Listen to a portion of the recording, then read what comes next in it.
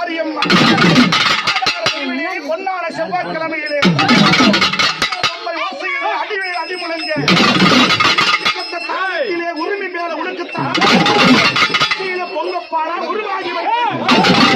கத்தி போய் எப்படியா கலவிட்டாரோ அம்மா வரமுடக்க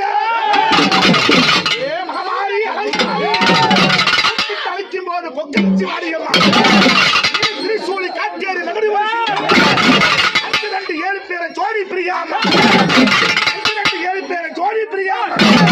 கொக்கரிச்சி நாளைக்கு கோபம் கொண்டு வாருவம்மா எங்களுக்கு சொந்தக்காரி மகமாரி எங்கே ஞாபகமோ எவருக்கு சிந்தனையோ